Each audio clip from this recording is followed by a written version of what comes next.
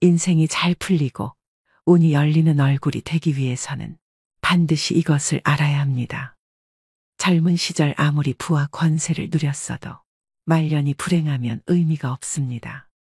젊어서 고생은 사서도 한다고 했지만 노년 시절 궁핍함은 인생에서 꼭 피해야 하는 세 가지 중 하나로 꼽히는데요. 특히 노년기의 운은 건강과 직결돼 있기 때문에 더욱 그렇습니다. 젊은 시절 한나라를 쥐락펴락하다시피 했으나 말년운이 좋지 않은 사례를 보면서 더욱 나의 말년운에 관심이 갑니다. 여러분, 보통 정해진 사주팔자는 바꿀 수 없다고 하지만 관상은 예외라는 것 아시나요? 관상학에 따르면 인상을 바꿀 수 있다고 하는데요. 말년운이 좋은 관상은 따로 있다고 하지만 혹 그렇게 생기지 않았더라도 너무 걱정 안 하셔도 됩니다. 말년운이 좋아지는 얼굴로 만들면 됩니다. 그래서 오늘은 불을 불러오는 관상 만드는 방법과 말년운이 좋은 관상은 어떤 특징이 있는지 살펴보겠습니다.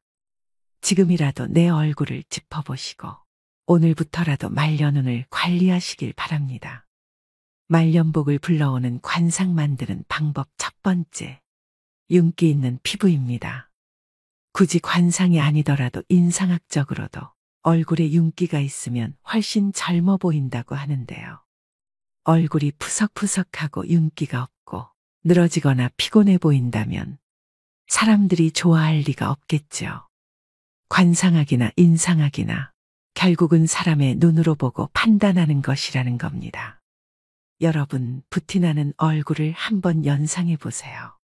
앞서 말씀드린 푸석푸석한 피부, 피곤해 보이는 윤기 없는 얼굴을 가진 사람과 매칭이 되시나요? 관상학적으로도 얼굴에 윤이 나지 않는다면 절대 성공할 수 없다라고 말을 하고 있습니다. 일반적으로 성공한 연예인들을 TV에서 보면 얼굴에 윤이 반들반들하죠. 성공한 부자들, 유명한 정치인들도 예외가 아닙니다. 피부가 반들반들 하다못해 빛이 반사될 정도입니다.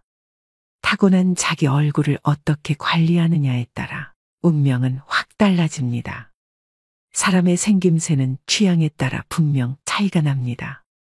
이목구비가 그리 조화롭지 못해도 하지만 얼굴에 윤기가 나면 잘생기거나 예뻐 보이기까지 합니다. 심리학에서는 첫인상 효과라는 것이 있는데요. 어떻게든 남에게 나의 이미지를 좋게 심어주는 것은 중요한 일입니다. 하여 첫인상을 좋게 만드는 최고의 수단이 바로 윤이 나는 피부를 만드는 것입니다. 두 번째는 생기 있는 얼굴입니다. 지인을 만나면 이런 말 한 번씩 하시죠. 무슨 일 있어? 얼굴이 왜 이렇게 힘들어 보여? 얼굴이 폈네. 무슨 좋은 일 있어? 이렇게 얼굴에는 우리의 마음이 다 드러나게 됩니다. 또 사람을 보고 끼가 많아 보인다거나 공부를 잘하게 생겼다거나 착해 보인다거나 이건 역시 얼굴로 그 사람을 판단하는 것입니다. 그렇다면 마음이 활기차고 자신감이 있다면 이 또한 얼굴에 반드시 나타나게 되겠죠.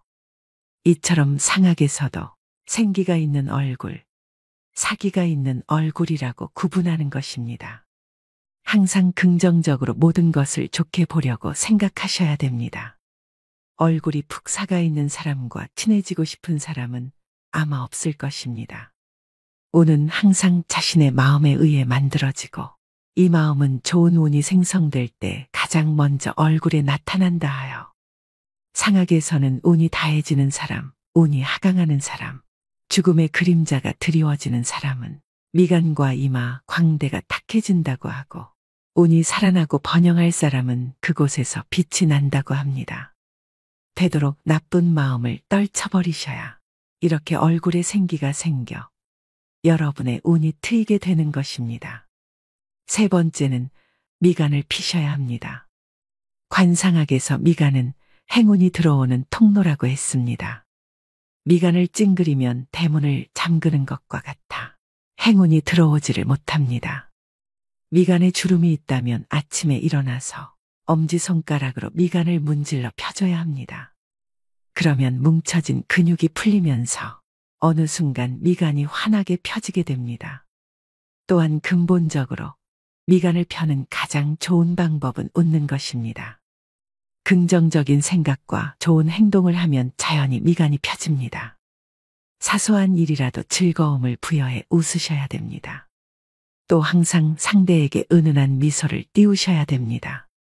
심리학적으로도 웃음을 띤 얼굴이 그렇지 않은 얼굴보다 호감도가 훨씬 뛰어나다고 수도 없이 발표되었는데요. 이것이 운을 얻는 최고의 수단입니다. 즉 미간을 펴야 인생도 펴집니다. 네 번째는 입꼬리를 올리셔야 됩니다. 입은 모든 물길이 모이는 바다이고 입술은 바닷물을 가두는 제방이라고 했습니다.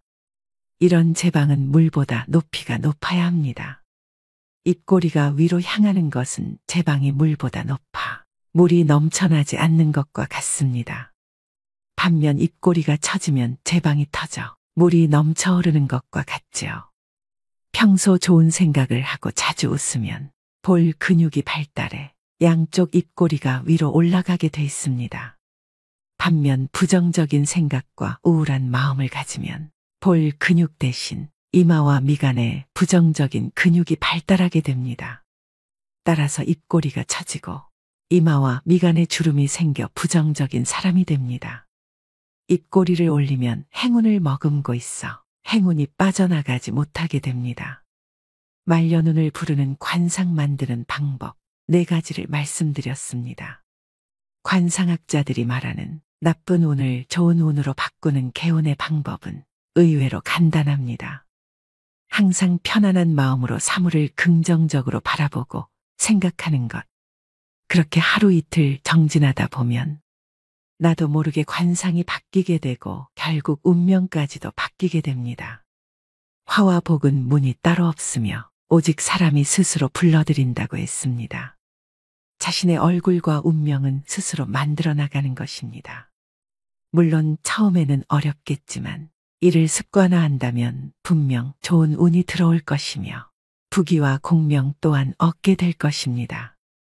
이 작은 변화만으로도 여러분의 운은 좋아질 수 있다는 점을 명심하셔야 됩니다. 얼굴로 모든 것을 꿰뚫어보는 천재 관상가의 이야기를 다룬 영화 관상에서는 시종일관 얼굴 하나만으로 사람의 성격과 미래를 점쳤고 그것은 절대 빗나가지 않았습니다. 과연 내 관상은 어떨까? 평소 이런 궁금증을 가지시는 분들이 많을 거라고 생각되는데요. 관상학에서는 인간을 소우주로 봅니다. 그래서 겨우 눈, 코, 입이 들어가는 작은 얼굴 속에도 하늘, 땅, 별, 해 등을 의미하는 부위가 있습니다. 모든 것이 조화롭고 자연스러워야 세상이 잘 흘러가듯 얼굴도 각 부위가 조화롭고 자연스럽게 자리를 잡아야 좋은 관상인 것인데요. 그렇다면 복 있는 관상, 장수하는 관상은 무엇일까요? 먼저 이마입니다. 관상학에서 하늘을 뜻하는 것은 사람의 이마입니다. 그래서 이마가 훤하게 넓고 두상이 둥글면 하늘의 기운을 잘 받았다고 봅니다. 하늘의 기운은 조상의 음덕을 말합니다. 태어날 때부터 많은 것을 타고났다는 말입니다. 이마가 잘생겼다면 초년에 큰 어려움 없이 재능, 건강, 재물, 강한 정신력 등을 물려받았다고 봅니다. 이마 가장자리의 생김새도 중요합니다. 이마의 가장자리를 조상의 복덕을 받는다고 하여 복덕궁이라고 부르는데 그 부위가 머리카락으로 덮이지 않고 훤하게 열려 있어야 좋은 관상이라고 말합니다. 다음은 눈입니다. 관상학에서는 왼쪽 눈을 해, 오른쪽 눈을 달이라고 봅니다. 눈이 지혜를 뜻하며 해처럼 밝게 빛나고 눈동자가 검으면 지혜로운 관상이라고 합니다. 만약 좋은 이마를 타고났어도 눈에 힘이 없고 흐리멍덩하다면 소용이 없습니다. 조상에게 좋은 음덕을 받았더라도 지혜가 없어 그것을 다 날리는 꼴인데요. 유력 인사들을 보면 하나같이 눈빛이 강하고 밝게 빛납니다. 또 눈과 눈썹은 멀수록 좋고 눈썹이 높으면 출세와 명예가 높아집니다. 눈썹이 지나면 체력이 좋으며 말년에 문서복과 부동산복이 늘어납니다. 또 눈썹이 좋으면 귀인의 도움을 받을 수 있으므로 어려움을 잘 극복하는 다복한 말년이 예상됩니다. 그 다음은 코입니다. 코는 산과 같습니다. 높은 산맥처럼 힘있게 우뚝 솟은 것이 좋습니다. 또한 오장육부를 상징하고 있기 때문에 실하고 풍대한 코가 좋은 코라고 보는데요. 장수하는 어르신을 보면 대부분 코가 큽니다. 코가 작다는 것은 오장육부가 약하게 태어났다는 뜻이고 수명이 짧을 수 있으므로 건강관리를 잘해야 합니다. 코가 크고 높으면 자존심이 강하고 스스로 무엇을 하고자 하는 욕구도 강합니다. 다음은 광대뼈입니다. 코가 산이라면 광대뼈는 바위를 뜻합니다. 덩그러니 우뚝 솟은 산은 모진 풍파를 맞지만 양옆에 바위가 있으면 덜한데요. 코가 자신이라면 광대뼈는 옆에서 도와줄 조력자입니다. 배우자, 가족, 친구, 이웃, 직장 동료 등을 의미합니다. 그래서 코 못지않게 광대뼈의 모습도 중요합니다. 관상학에서는 광대뼈를 광골이라고 하며 이 광골이 둥글고 앞으로 발달되어야 좋다고 봅니다. 만약 광대뼈가 옆으로 발달하면 코와 멀어지는 형상이어서 가까운 사람에게 배신을 당할 수 있습니다. 코가 높고 광대뼈도 적당하게 발달해야 가정도 편안하고 사업도 번창하는 좋은 관상입니다. 다음은 입입니다. 윗입술보다 아랫입술이 도톰하고 입이 크면 좋은 관상입니다. 입술이 도톰하고 뚜렷하면 말년운이 좋다고도 합니다. 입꼬리가 약간 올라가도 좋은 관상인데요. 이마가 의미하는 조상의 음덕을 그릇으로 고스란히 바치는 꼴이기 때문입니다. 올라간 입꼬리는 조상의 음덕을 말년까지 두고두고 누리는 것을 의미합니다. 인중이 길면 수명도 길고 말년이 편안하며 자손도 번성한다고 하는데요.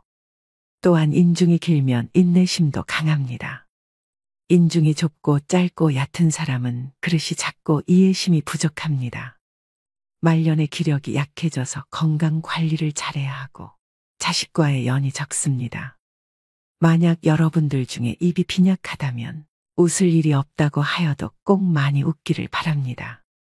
입은 중년과 말년의 모든 복을 담는 그릇이 되기 때문입니다. 다음은 턱입니다. 턱은 나의 인생을 떠받쳐주는 역할을 하고 재산을 모으고 축적하는 곳인데요.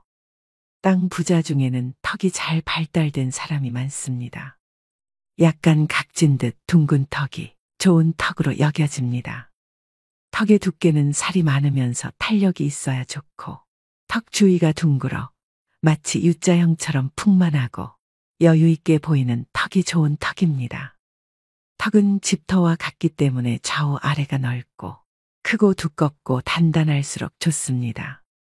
이런 턱은 노년의 풍요로운 삶을 영위할 수 있고 아랫사람들이 잘 따르게 됩니다. 관상학에서는 턱은 노복궁이라고 하며 주위 사람들이 나를 얼마나 믿고 따르고 도와주느냐를 보는 부분이기도 합니다. 따라서 턱이 넓고 크면 내가 부릴 수 있는 사람, 나를 따르는 사람이 많다는 의미가 됩니다. 즉 한마디로 아랫사람의 덕이 있고 자녀도 효도하게 됩니다. 반면 턱이 좁고 작으면서 약하면 내가 부릴 수 있는 사람, 나를 따르는 사람이 없어 어떤 일이든 나 혼자 해야 합니다. 또한 뺨 아래가 움푹 파였거나 뾰족하면 경제적 어려움을 겪으며 주위 사람들이 나에게서 멀어져 외로워집니다. 이마가 다소 어둡고 좁고 탁하더라도 코와 광대뼈 그리고 턱이 둥글게 잘 발달돼 있다면 유년기의 생활은 비록 어렵게 보내도 중년기 이후의 삶은 좋아집니다. 다음은 귀입니다. 귀는 크고 작고가 중요하지 않습니다.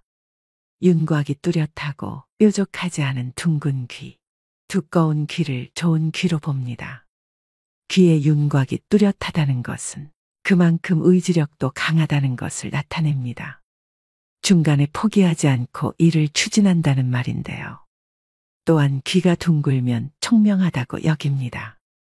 귀가 뒤집어진 사람은 자존심이 세거나 욕심이 많을 가능성이 크다고 봅니다. 오늘의 영상 어떠셨나요?